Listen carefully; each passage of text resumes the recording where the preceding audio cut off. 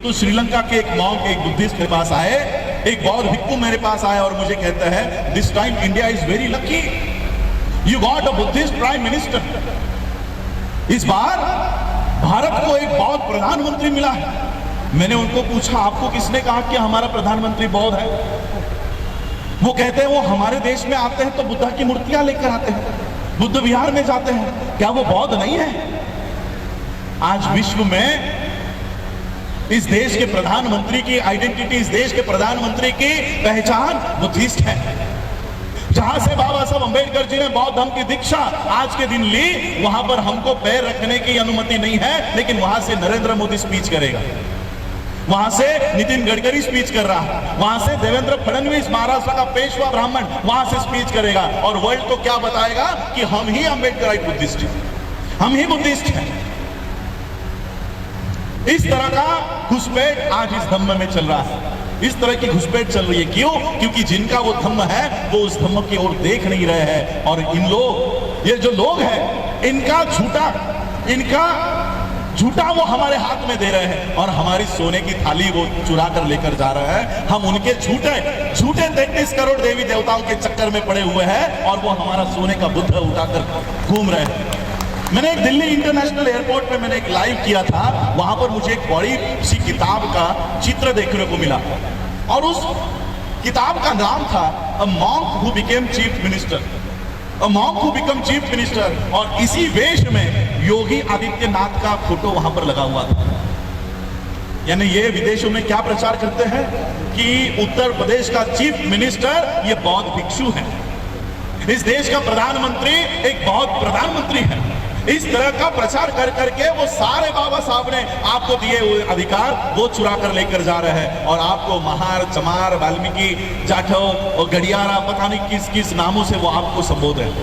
और इसलिए हम लोगों को बाबा साहब अंबेडकर जी ने जो बौद्ध धर्म के मार्ग पर हम लोगों को चलना सिखाया है, उसके ऊपर जाना हम लोगों को चलना, उसके ऊपर जाना सीखना चाहिए।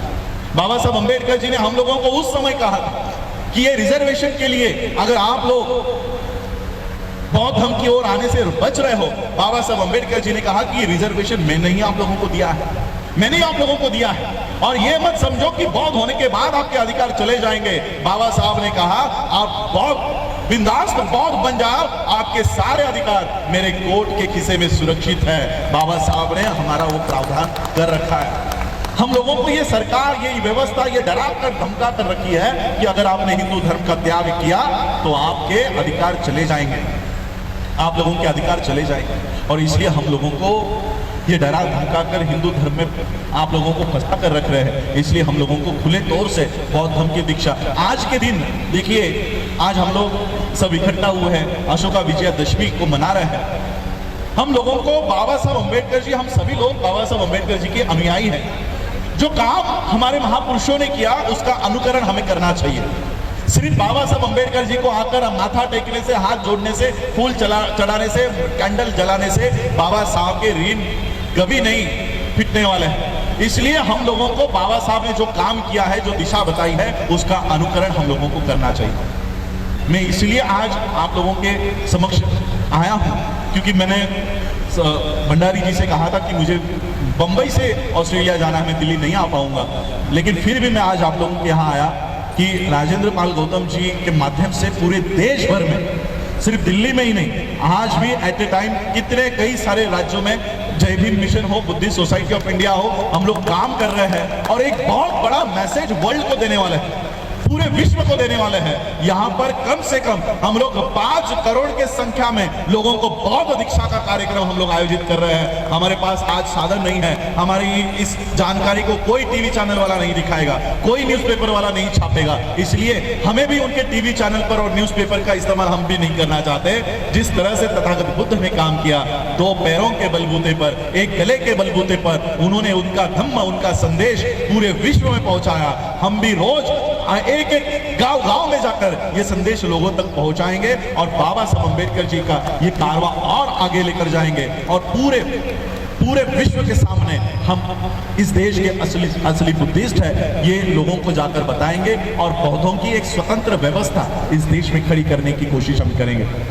देखिए ये जो पीछे इमारत खड़ी है ये भी बाबा साहब ने उस समय बनाई 1946 में हमारे सर यहाँ पर बैठे हुए हैं, कुमार सेन बौद्ध जी यहाँ पर बैठे हुए हैं, वो इस व्यवस्था को पूरा देखते हैं। उस समय बाबा साहब ने ये नींव रखी है और इसलिए आज हम लोगों को बुद्धिस्ट नींव रखनी होगी। हमारे खुद के एजुकेशन सिस्टम, हमारी खुद की बैंकिंग सिस्टम, हमारी खुद के हेल्थ सिस्टम, इसके ऊपर हमको काम करना है। हम बौद्धों के लिए आज मैं श्रामणेर इसलिए बना हूँ क्योंकि श्रामणेर अवस्था में ही मैं वर्ल्ड के बुद्धिस्टों को जाकर बताऊंगा कि भारत में बौद्धिज्म को अगर रिवाइव करना है, सर्वाइव करना है, तो हमें ये सारी व्यवस्था भारत में खड़ी करनी होगी। आज जो लोग बौद्ध धर्म में घुस पड़े हैं, नरेंद्र मोदी हो, योगी हो, जो बुद्धिज्म के नाम पर सारा फंड वो ब्राह्मणी व्यवस्था को डाइवर्ट करते हैं, उन लोगों को खुला करने का काम, उन लोगों का षड्यंत्र खुला करने का काम मैं वर्ल्ड के माध्यम से वहां पर कर रहा हूं और भारत के असली बौद्धों का वहां पर सब लोग हम वहाँ पर पहचान बनाने का काम कर रहे हैं। तो आप सभी लोगों का स्वागत है।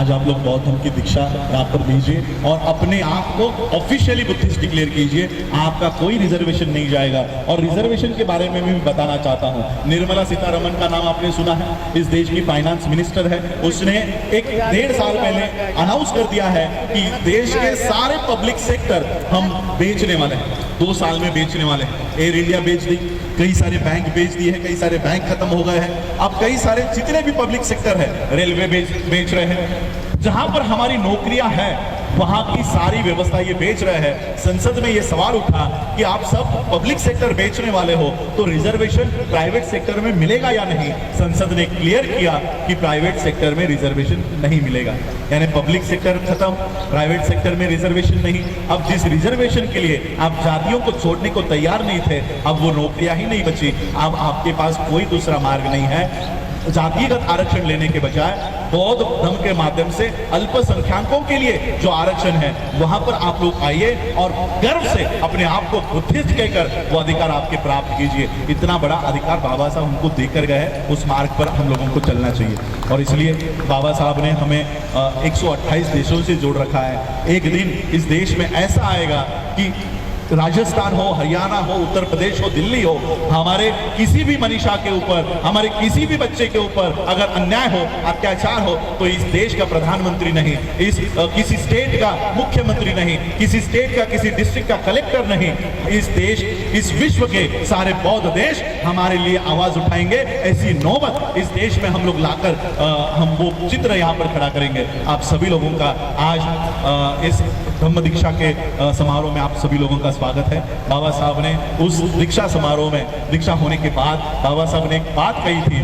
बाबा साहब ने कहा, आज बाबा साहब ने मराठी में कहा था कि आज माझी नरकातून सुटका झाली, यानी आज मैं नरक से बाहर आया, ऐसे मुझे लग रहा है। बाबा साहब ने जब बौद्ध धर्म की दीक्षा ली तो बाबा साहब ने ये उद्गार निकाले कि आज मैं नरक को छोड़कर बाहर आ रहा हूँ। हिंदू धर्म या ब्राह्मण धर्म ये नरक के समान है। नरक की कॉन्सेप्ट बुद्धिज्म में नहीं होती, स्वर्ग की कॉन्सेप्ट नहीं होती, लेकिन अगर नरक कहीं होता, कैसे होता, तो वो ब्राह्मण धर्म के समान होता। तो इस तरह से बाबा साहब ने विधान किया। मैं भी आप लोगों को जो ब्राह्मण धर्म में आप लोग पड़े हो, उस नरक से बाहर आकर ये बौद्ध धर्म में आप लोग शामिल हो जाओ, इसलिए आह्वान करता हूं।